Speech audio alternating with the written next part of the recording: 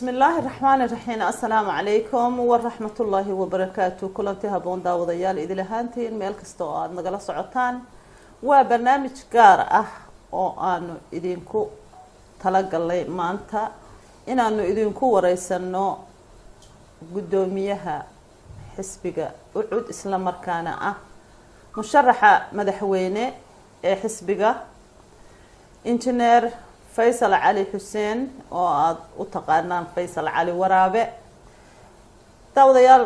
waxa aan weydiin doonaa su'aalo idinkuna line-ka telefoonka waad nagala soo qayb gali kartaan.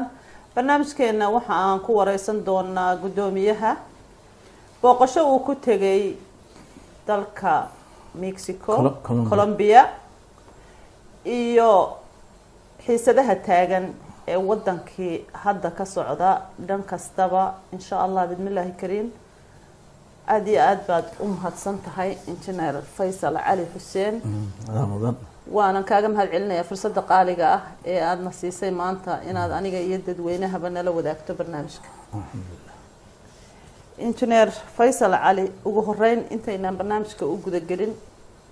gudoomiye waxaad nooga warbixisaa Colombia safarka aad ku tagtay إذا كاسو عسنتي هي فائدة ولا هي تلقى. بسم الله الرحمن الرحيم. الحمد لله رب العالمين والصلاة على سيدنا محمد صلى الله عليه وسلم.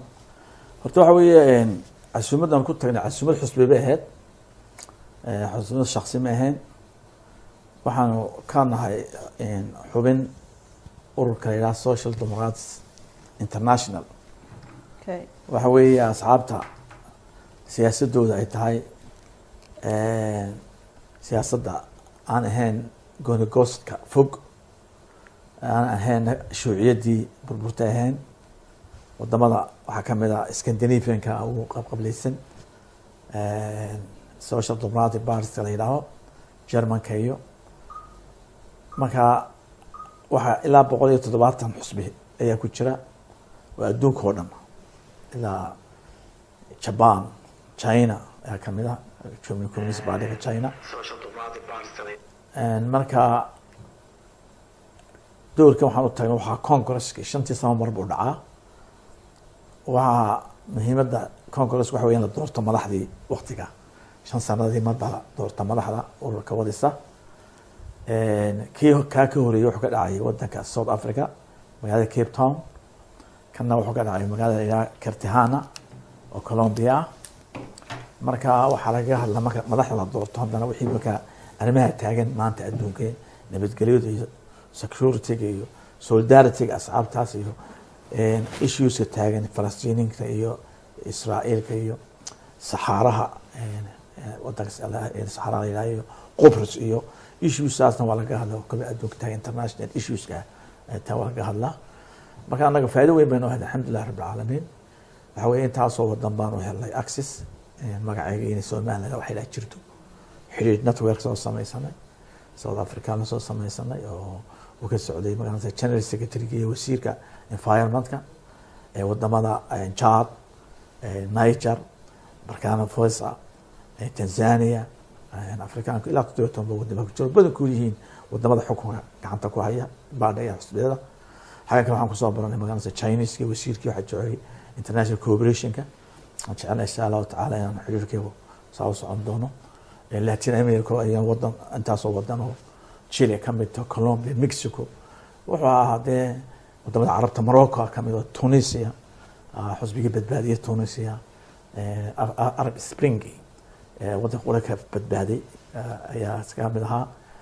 ده مقاس مالنا الحمد لله رب العالمين ومالها دون إن شاء الله تعالى إنه اعترافك كهودينه كسو كعين إن شاء الله تعالى حسبينا فائدة نوع. runtii waxaad la kulanteen saaxiibo badan oo sida kuwa Laatiinka oo kale laga yaabo inay fikrad baanan ka haysan Soomaaliland wadan kaliya oo inta Soomaalidu dhan u haysteen. markii aad ka dhaadhiciseen ama la kulanteen maxaa ka dareenteen sidee u arkayeen؟ والله هو ده ودك Somaliland aad looma iibgeyn laan waxa weeye waxa adduunka lagu bartaa magaalada meelaha ay dagaalo ka dhacaan iyo gaajooyinka iyo burcad baleedka iyo waxaasba lagu bartaa. anigu insha Allah inta waan ka caafimaad qabnay laakiin dalahaana maanu dadaalkii la doonayay inaanu qadiyadeeda ka iibino nasiib daro waxaan arkaa inaynu aan la gaarsiin halkii la doonayay laana wadan markaa aan zero kasoo bilownay buu ahaa qad ictiraaf raadiskii iyo institution buildingkii mar lama wada samayn karo marka waxaan ku mashquulsanay marka hore in la dhiso horta haykalkii dowladnimo oo wasaaradihii la sameeyo hay-adihii kaa la sameeyo dee qaran lahaan jiro caalankii la sameeyo magaranaysa lacagtii la sameeyo dad intaa waan ku guuleysanay dumaraadiyad waan ku guuleysanay haddaba iibgeynteydii ayaan in fact aan si la doonayay u dhicin insha allahu tacaalana hadda doorasho wixii ka dambeysa waxaan jeclay inaanu dowlad sameyso midnimo qarana oon Soomaaliya ka baabino macaadi maxaafid oo saddex cusub ay kasoo qayb galaan oo markaa waxyagii xuquuqdeeda doonano insha allahu tacaala godkii kashaba ka dabagalo maamulka kordhino cadaaladda gaarsiino oon wax rasmi iyo caruurtooda u aayaan inaan dhignaan jeclay insha allahu tacaala insha allahu tacaala runtii dalka Somaliland iminka nabad uu haystaa itraaf ma haysto mashaariic badan oo ay dawladda iminka joogta ku sheegtay horumarna way ka socdaan ishuuga u weyn ee hadda taagan ee laga waramaya waa ka shirkadan dekada berbere lagu wareejiyay iyo military base-ka hadda soo socda sidaad u aragtaa arrinta inkastoo dadka qaar adiga laftarkaaga ay leeyihiin qayb uu ka yahay oo Faysal markasta oo laga wada hadlayo ama imaaraadka ay tagto xukuumaddu garab uu ku siiyo waan raaca anuu Soomaaliland ma garab siiya anuu Finland jooga oo qaxoonti ku ah oo Cabdiraxmaan Axmed Cali ilaahay xarsiile Iriyaniyo ayaa la warka daaya war dawladda u daaya waa 2 sanadood tiyo ciga laga laadaado ayaan oran jiray daaya anuu waxaan doonay qaran baan doonayaa inaan ashteeto jirmaan ku tagay jaamacad aan ku tagay dalkay ku soo bartay madax ka noqday qaranka miciisa garanaya qurbahana waan aqaana anoo arday oo qaxoontiye baan joogay oo iska marka wax ku soo bartay marka inuu bini'aadamku qaran yeesho markaas sharaf yeelanaya marka sharaf baan doonaya heel wax cunay aniga heel wax haday qiimaha ma leh uu iska tagay wax xaraan wax qaatay laga wax yahay inuu aniga dawlad caruurteeda hesho marka soo kaxeeya dhulka ajnabiga lana Soomaalidu dhulka tagtaan kuma assimilation kuma qabtaan integration ma sameeyaan soo hindida oo kale dadkii halkan Ingiriiska yimi iyo ku yimi Soomaaliland ku yimi madbooda yimaadeen iyagoo kuwaas waxay noqdeen Ingiriis waxbay ka qabsadeen ya Carabta oo kale imaaraadka oo kale Soomaalida u horsatay reer waqooyiga ah reer Soomaaliland waxa ka bay qabsan hindidii timo wal billionaires marka inuu meel ma qaban karno adduunka meel aan dhulkiinahin marka in dhulkiina hagaajisana marka aanu saasaan sameeyaa aanu mashruucani waxa weeye ana wadan la ixtiraafiyay manahin saaxiibiyaan u baahanahay shaqaalaan u baahanahay in shaqo helo dadkii investment maalgelin baan u baahanahay waxa waxay ku xidhan yihiin ixtiraaf adduunka lama siiman karno heshiis marka hadduu Ilaahay subxaanahu wa ta'aala uu soo celiyay qiimihii uu dalkeegu lahaa wuxuu qiimihii Soomaaliland lahayd iyo Soomaaliba lahayd markii uu dagaalkii qabaa burburay ayaa la iska iloobay Soomaali istiraatiijiyada lahayd ee adduunku noqdo one access imanka security adduunku isbedelay qiimihii istiraatiijiyada lahayd dalkii ayaa soo noqday wala la xiiseeyay taxiisi markay sanad dan baan leenahay ama ictiraaf baan leenahay dhaqaalaha u baahanay waa in xabal isweydaarsanaya marka horumar baad u aragtaa mashaariicdan uma arka waba tahay marka anigu dadkan qaylinayana waxa weeye dad aqoontoodu iyo dad islaam de opposition kuma aha in dawladdu waxa keentaba aad maaha waxa weeye in dawladda ku hagtid in cadaalad ku shaqeyso wixii wanaagsan sameeysan waa national waxyaalo wada leenay waxyaalo wixii horumar ay dalka faa'iido u keenay sharaftiisa waa in wada iibinaa marka anigu waxa eegaan la joogin jiray meeyir buu doonaya markan riyaal la soo xun jiray waa substation markan kan marban kaliya ku ahaa mucaarib ima kana uu qoro mucaarib oo xisbiga wadani dawladii ku jira oo isna xukumaa baarlamaanka ani baarlamaanka iska tuwa isku ka dawlad adduunka kama dhicin in dawladiisu mucaarib dawlad qayb ka waan ka baxdaa dawladda mucaarib marka waxa la ilaahay waxa ma yaqaano objective baan leeyahay objective in Soomaaliland dal noqoto Soomaaliland dhan sharaf yeelato waxaad arabka ku dhufatay in aad wadankii markuu qaran ahaa ee la isku jiray aad wax ku soo baratay sidoo kale waxaad ka ahayd madax oo waxaad soo qabatay xilal Soomaaliya kamid ahaa haddana waxaad tahay dadka ugu badan ee ololeeya inay kala go'do qarannimadii Soomaaliyeed maxaa kalifaytaa horta maanta dhibaatada haysata Soomaaliya waa isku darkii qaladka ugu weyn ee taariikhan ee dhacay waxa weeye Soomaaliland iyo Soomaaliya isku daray wata maanta halkaa ina dhigtay weeye isku darkii ka dhacay Eritrea iyo Ethiopia isna qalad buu ahaa waa tila saxay isku darkii ka galay Senegal iyo Gambia qalad buu noqday waa tila saxay anu waxaan u arkaa qaladkaas dhacay ee xasuuqa keenay ee burburiyay jaceelkii Soomaalinimo ee burburiyay Soomaali weynimadii ayaa horta waxaan waa dawadii Soomaaliyeed in la kala tago waa dawada geeska Afrika waxa anaga bariga wana waday waa bayaasha waday waxaad in shan Soomaali keeno shantii Soomaali suurta gali weyday taas NFD Djibouti Soomaali inta maqasamaha Soomaaliya markaan waxaan arkaa inay tahay danta Soomaaliyeed waan weydiiyana madaxa Soomaaliya bal ana ugu fogaan Soomaaliland dhiga halkan maxay Soomaaliland dhibaato u leedahay Soomaaliya leema keenin answer hadda la yeekeen ilaa dhibaataas leedahay oo Soomaali u leedahay Faranka qaadla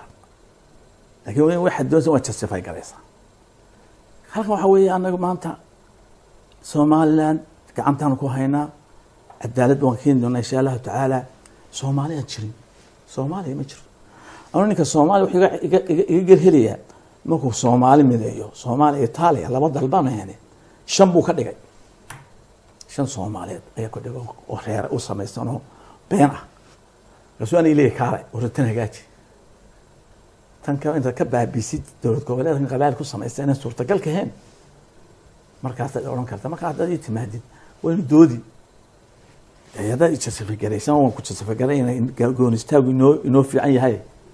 taayuu ogolo hadda ay u yiraahdina taa ku ogolaada laakiin la stock laakiin alloore maanta waxa weeye wakaasoo farmaajo wuxuu leeyahay Soomaaliland bukaaleya waa qalad kan galna weeye inanka farmaajo ku dhashay mooji ambagada ku dhashay amba galkaysu anu wadankay uga talin kara waa qalad ka aan doona saxo farmaajo waa madaxweyne Soomaaliyeed oo la doortay yaa doortay waxa doortay shacabkiisa iyo baarlamaankiisa ku eekaado aniga soo igu talin waxa moodaa Soomaaliland inaanay ictiraaf helin ma aniga waa ictiraaf waxa weeye awoodigu ma leh waan ka xoog badnahay waan ka ciidan badnahay waan ka dawladeysanahay waan ka dumaraadisanahay in horta meeshiisa hagaajiyo ayaa weeye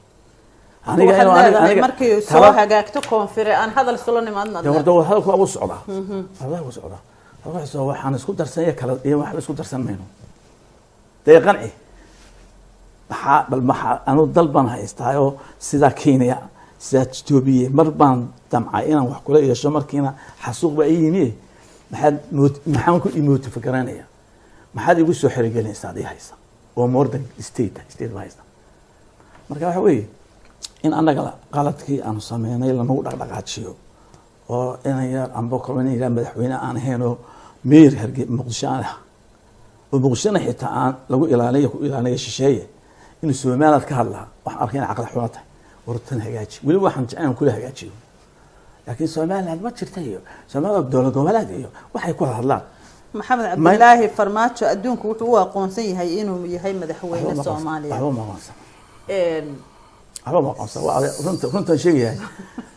Soomaali waxa qofku waa inuu dalkiisa ka xukumaa sharcigiisu ku socdaa dadkiisu ogol yahay inuu madaxweyne yahay Soomaaliland aad ba looga hambaliyay habeenkii oo madaxtinimada anaga hambaliyay yar iyo weyn waa la hambaliyay inkastoo magaciisa ku wareereen maadaama aad Faysal oo tahay aqoon-yahan koonfurna ka soo shaqeeyay bal horta magaca farmaajo way ku wareereen dadkii reer Soomaaliland afafka halkuu kaga jira farmaajo maxay tahay farmaajo farmaajo aftalyaani anu laga afkay dhulka laga yaqaan xaga farmaajo ya waa aftalyaani hadii la wareeno warinto aftalyaani ma yaqaanaan marka la fasiro maxay noqonaysaa farmaajo farmaajo kabarku مثل farmaajo kabar maaha ما بحكي العون شروها أنا جاي أتحمل كل قرني من فرماجو farmaajo هاي farmaajo waxa weeye cheese توقع هاو غير العون شروها ساكزاكت waana nickname oo waa naanaystiisa وتي أوجي maxamed cabdulaahi wada hadal inaad la sii furtaan imika diyaar أنا محمد عبد الله مو ودك ساجستو ورتدلك هلا ضل كلي مدحونا كنت هاي يصدق بقول كنت دور بقول سديت كنت دورتين ورتها جاستو ما كان هاجيو أيوة أنا نوع ما كان على أنت سويمان سويمان والله سي لحنا كيو كله لكن هذا أنا ماشي سيب حاجات سنو أنت هذا تشانل شرب هوري ألان ودي بدو كيني أو أنا دي بدو كيني مقالة تشوجا ومقالة أنا جراسوت سبورت كلها أو ما ضيال كلهم أنت هذا سنوات أنت هذا بقى مشكلة كنا حد دولة الأنت ودولة بقى أنربين وسيستم كان شربين بيلا تشوجا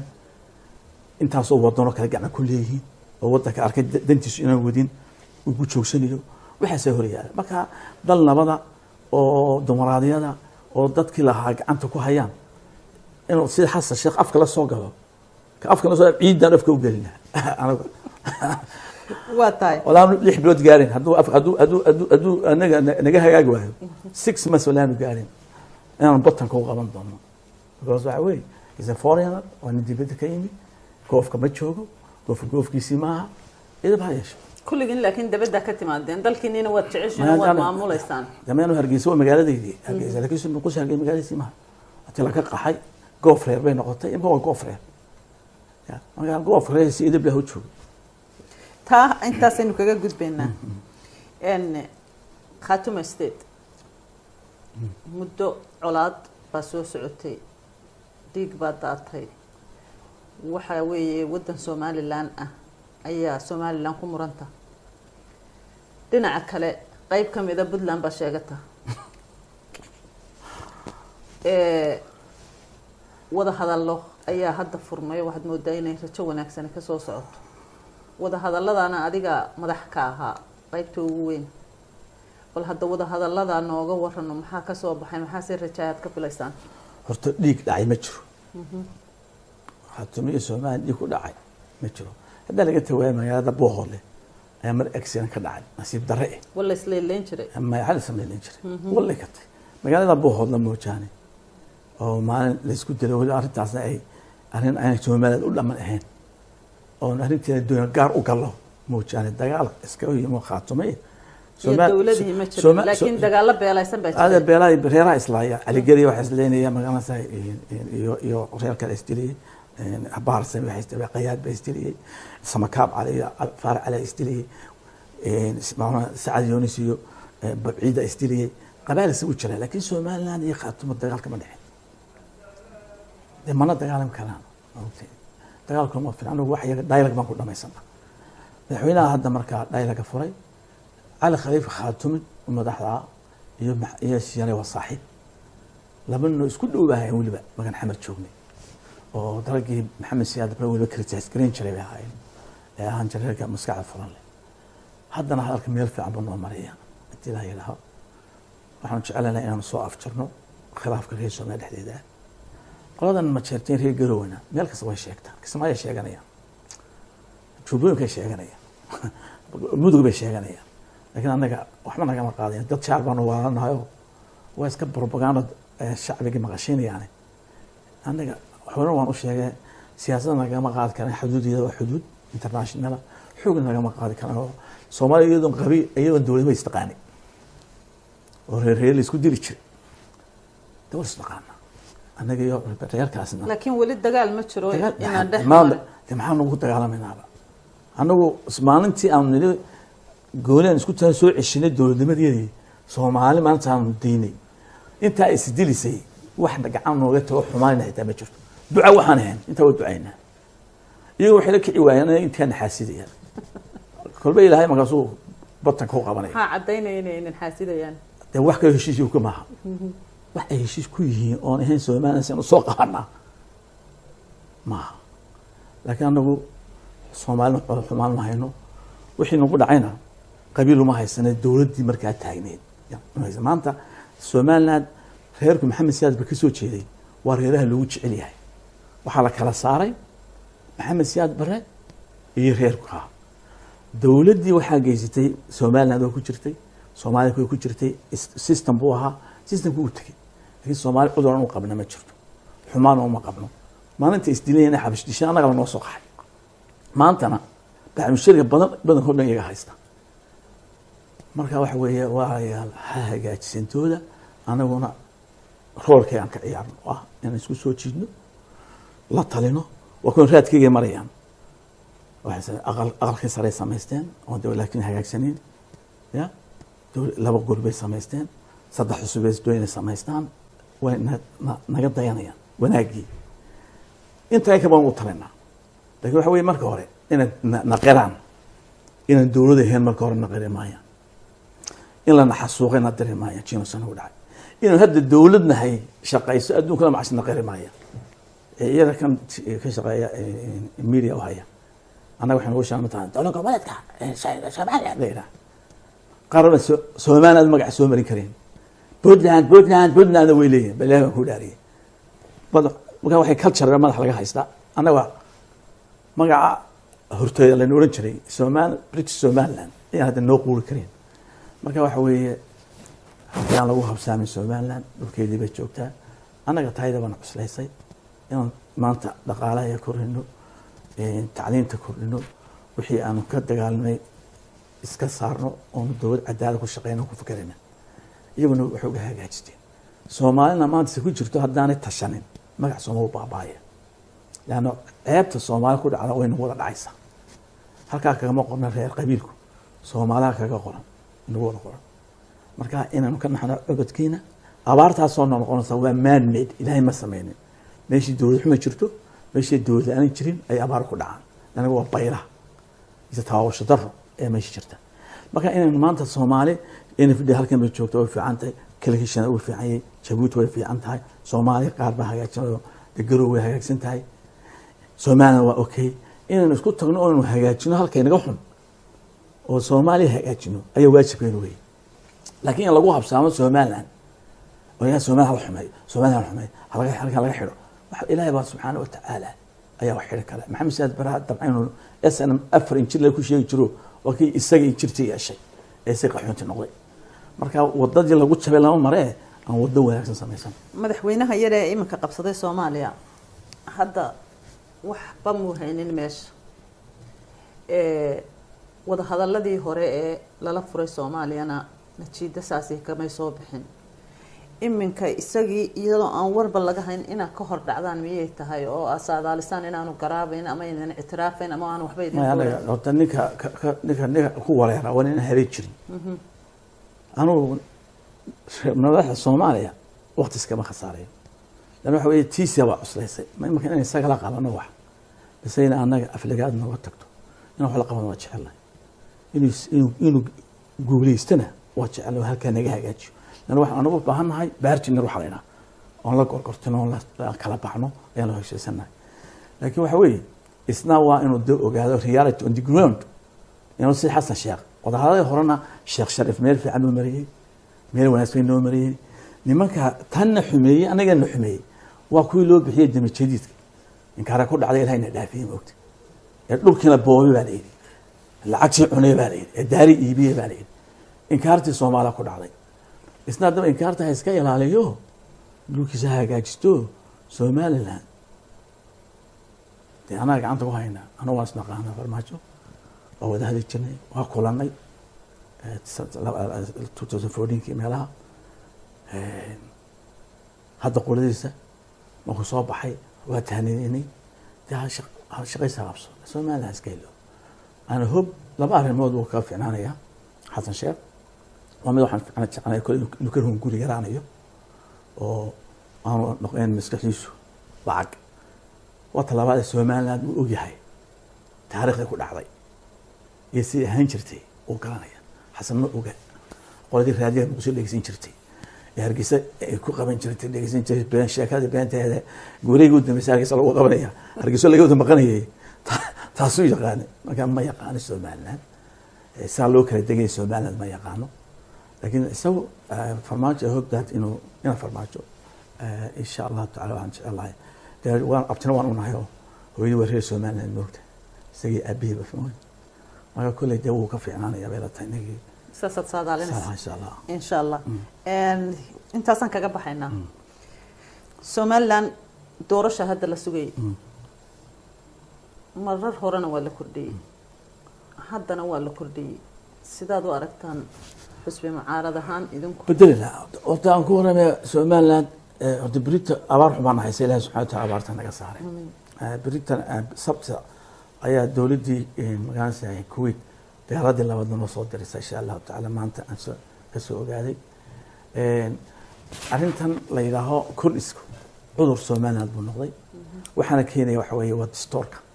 distoorkayga qaydina ninba soo doono u samaysanaya marka anagu haddaan u cudnahay horta distoorkan furina insha allahu tacaala meelaha madmadowga or ka soo gelay waan ku hagaajinayna